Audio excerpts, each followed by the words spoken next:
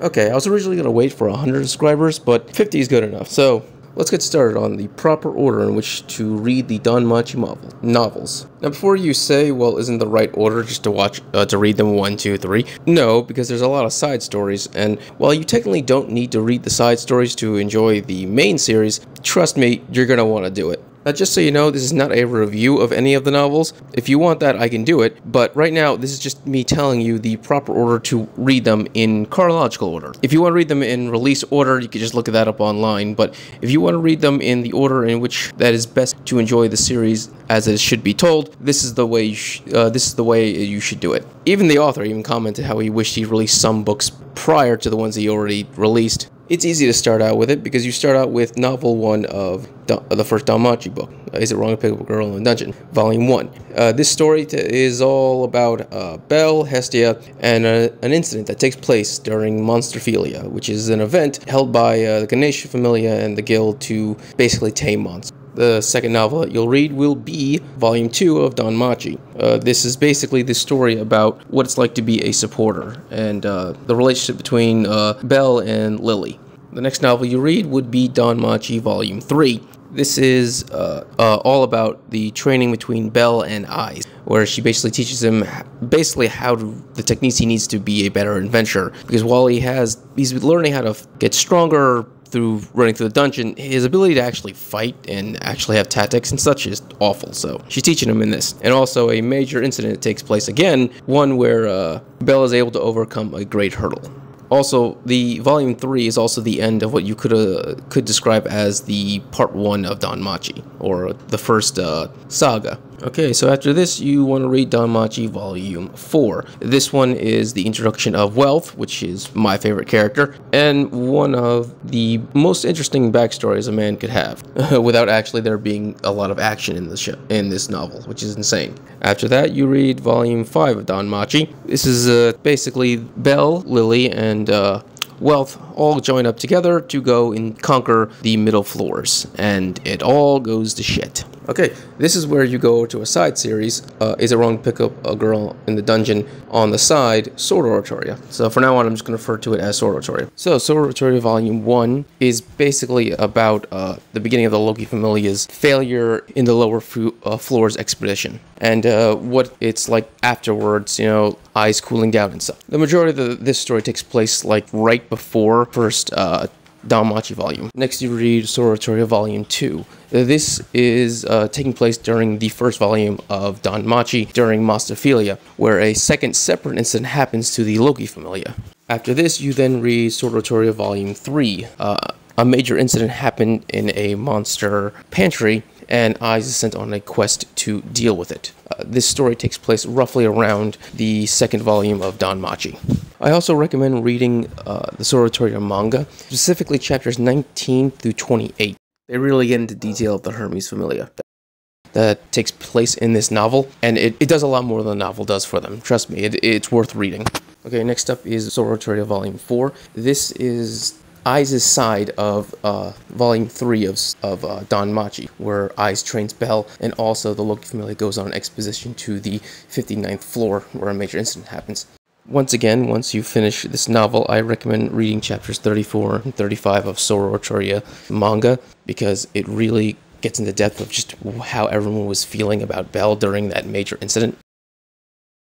And then finally, you read Sword Oratorio Volume 5. This takes place at the same time as, well, right before the end of Volume 5 of Danmachi. You get to see a real good interaction between Leafia and Belle. Okay, now you should go back to Danmachi and read Volume 6, The War Game. Yeah, so a war game is basically just like an event that is to simulate war to entertain the gods. In this case, it's Hestia Familia versus Apollo Familia, and basically both sides have to gamble something, and if they lose it. And you could probably guess what is up for stake for Hestia Familia. Next, you should read Familia Chronicles, Book of Ryu. This is basically takes place right after the war game, and it's a story all about Ryu in a casino, where she has to find and save a girl that has basically been, you can't really say kidnapped, but stolen away because her dumbass father. You now hop back over to Danmachi Volume 7, the Pleasure Quarter novel. Basically, there is a prostitute there, a Renard, a fox girl from the Far East. They don't call it Japan, they call it the Far East, where Belle basically wants to save her from being a prostitute, but she's connected to one of the most powerful familias in all of Oratorio, the Ishtar familia. So, there you go.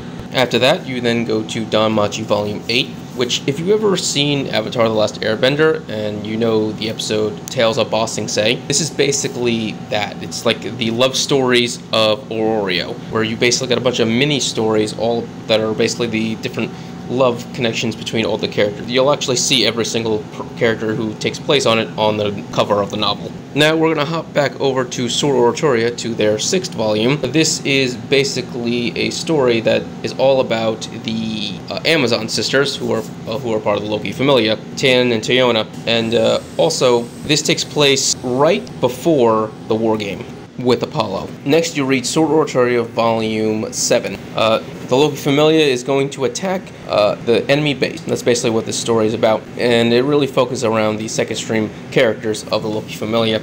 With that being said, you should also read chapters 58 and 50 to 59 of Sword Oratorio, because it really goes into depths of just what the second string characters are really feeling about themselves compared to their lead. Volume 8. Volume 8 is basically all about Bet and his backstory, his character, and everything that he's gone through up to this point and what he's going through right now. This also takes place right after the Pleasure District arc. After that, we go into Volume 9 of Sword Oratorio. This is basically the Ai's backstory. Well, part of it anyway. We can't get the full thing. That's going to happen in the main series, but we'll get part of it here. Basically her relation with mostly her and Riveria, but her and all of Loki Familia when she was a child.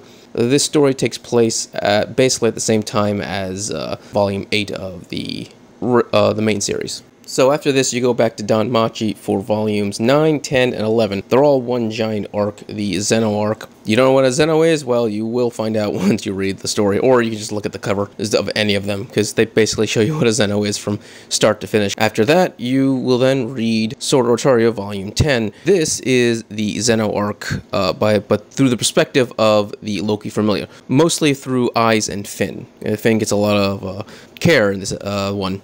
Okay, so this one's kind of tricky because the the novels technically aren't even out yet, but they will be in a few months, and then so it's complicated. But you can watch them on YouTube if you like, because they were originally created for a game, special for a game. Like this is a canon story created by the creator for just a special event for the game, but now he's turning them into novels. So they're called Arturia Record. Not really that hard to find them. The first one is called Arturia Record: Rise of Evil.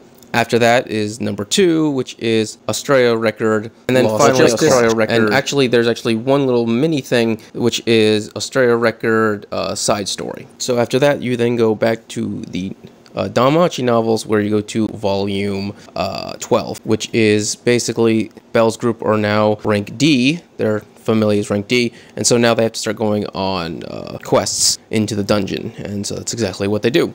After that, you then go to Danmachi 13 and 14, because they're basically a two-parter thing, and it's basically you get a lot more of Ryu's backstory, which you actually got a lot of it in the Arturia Record story that you would be before, but this basically helps you. That's why I recommend the Arturia Record first, because it definitely helps with this, getting to know all of her other friends and who she basically lived with for years. After this, you go back to Sword Oratorio for volumes 11 and 12. It's a two-parter thing. Basically, it's back-to-back attacks of the enemy base. Part 1 and Part 2 of the attack of the enemy base. The thing about this is, the first one takes place at the same time as Belle is down doing his quest and the thing with Ryu, basically volume 12 through 14 of the main series. And then this one, not this one, and then number 12 takes place right after that.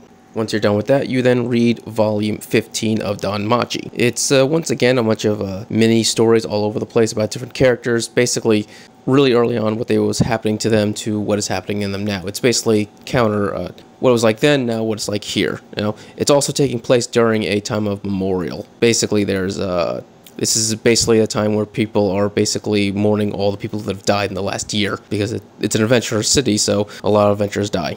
After this, I recommend going back to YouTube and watching the collection of Don Memo Argonaut series, parts 1 and 2, and plus there's also a small side thing at the end you have to watch. Basically, it is the story of the first hero, basically. You go back more than 1,000 years into the past, and you get to see basically what it was like to be a hero back in the day before you got a god's blessing. Next would be Familiar Chronicles, Book of Freya, where you get to see a lot of the mindset of Freya and what makes her tick and the reason why she is the way she is in the story. After that, next would be Danmachi Volume 16. Basically, it's the Harvest Festival, and Belle has a date with Seer. Basically, the entire plot. And then finally, well, at where I'm up to, where you're all now caught up, will be Volume 17 of Danmachi, which is basically centered around Belle. Well, I can't really spoil it, so let's just say this is the end point at the moment, and I'm currently waiting for Volume 18, which should come out in January of next year, which I can't wait.